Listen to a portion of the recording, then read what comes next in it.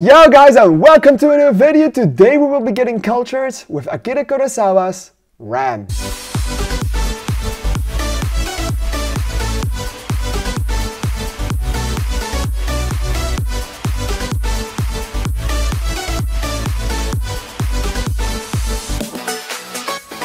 Alright, so Ran is the fifth movie from Akira Kurosawa that I have seen. It's also going to be the last Akira Kurosawa film for Getting Cultured with for now, because they are not showing any more movies in the movie theater, and I really want to have a movie theater experience for this series to get the full impact of such a classic, of such a film. I will tackle Jaws and I will tackle Gone with the Wind in the future.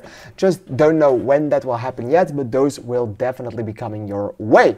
With that being said, welcome to Getting Cultured with. If you don't know what the series is, I have 4 videos on Akira Kurosawa films already, on Seven Samurai, Ikiru, Yojimbo, and High and Low. If you want to see my in-depth review and my in-depth feelings about that one or about those, go watch those videos. They will be listed at the end, or they will be listed in the little eyes that you will see on the screen.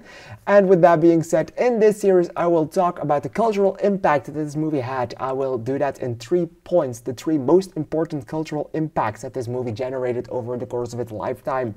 And I will also talk about some fun facts of behind the scenes things. I will also talk about if this movie is set around some of the main lists of the top 250 movies from Letterboxd and IMDb, and maybe some other things. And afterwards I will also give you a short review. With that being said, let's get into this 5th episode. In case you didn't know, the story of Ran is not original. It's actually a remake, but not of a movie, but of a Shakespeare story. It's actually based on King Lear, but reimagined through a samurai lens in feudal Japan. This masterful cultural transposition was really setting the way for how big the universal power was of a Shakespearean story. And it set the gold standard for how you could blend Western literature with Eastern culture. It really just paved the way for global reinterpretations of classic stories and classic tales. In some way, Throne of Blood did the exact same thing, but for Macbeth. With its massive battle sequences and sweeping landscapes and also the haunting use of color, Akira Kurosawa influenced directors like Peter Jackson and Christopher Nolan for their respective movies. The choreography of those battle sequences and the film's scale really set a new standard for what a war epic should or could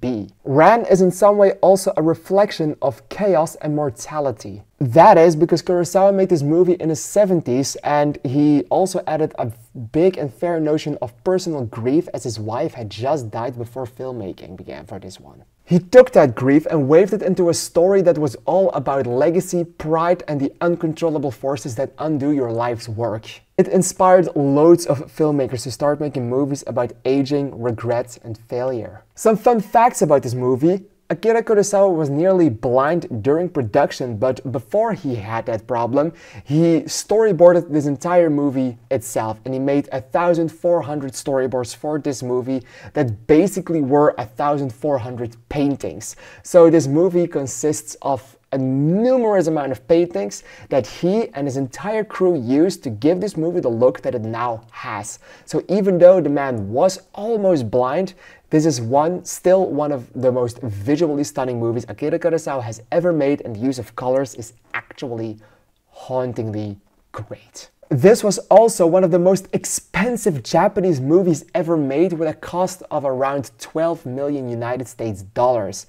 It was huge for that time. And this movie is also mostly financed by French producers, as the Japanese ones did not really have faith in Akira Kurosawa for some reason, even though he made all those epics a lot of years ago. Of course, this movie was made in 1985, so it speaks for itself, but there was no CGI in this, so everything you see in this is real.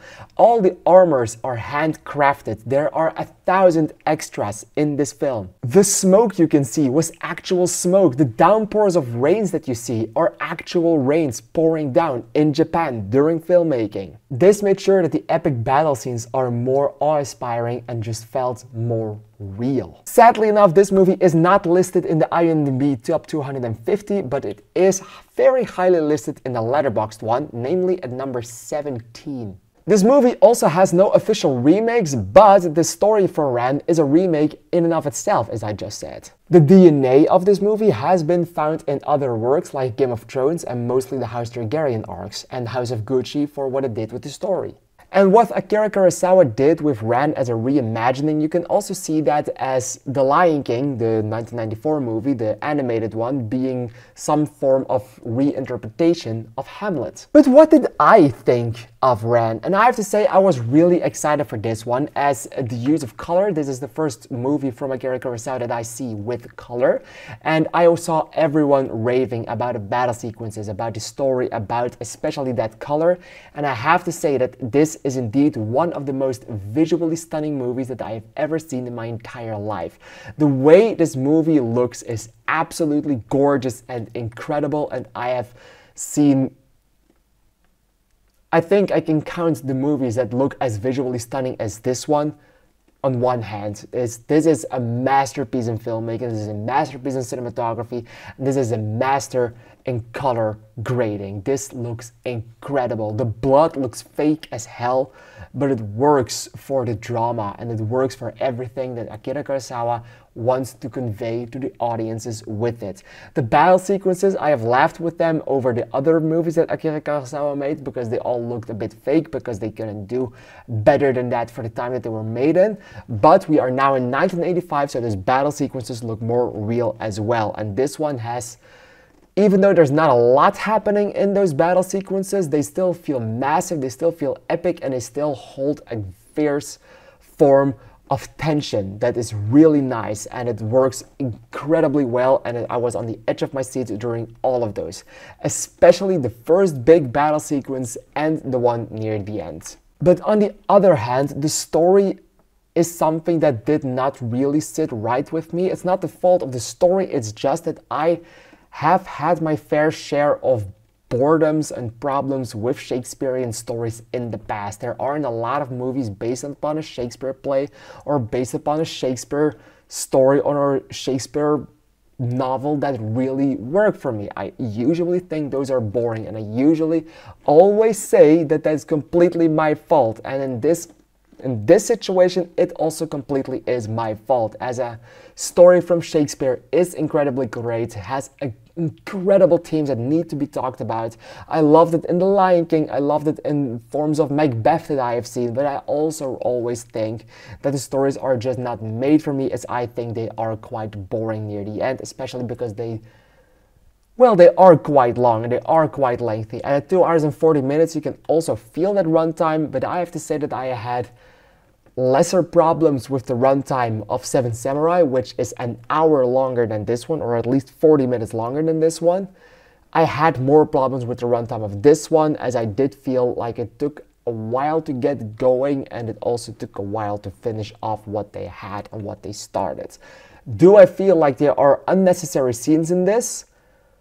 Not necessarily, but I maybe would have put the focus more on one person instead of this entire family, as that made it a little bit confusing. That could also have just been me, to follow the story along as they went along, as it went and as it gone by. I do have to say that I still love the visuals and I love everything else, and I love the characters, and I also love the way this movie just looks and is edited and is put together and everything else. It was just, the story was a little bit boring for me, so I did not love Ran as much as I hoped I would. So I think it's a mixture of being a bit bored and my high expectations that made me a little bit disappointed in what I saw. Do I appreciate everything? And yes. Do I love everything about the filmmaking of this? Absolutely.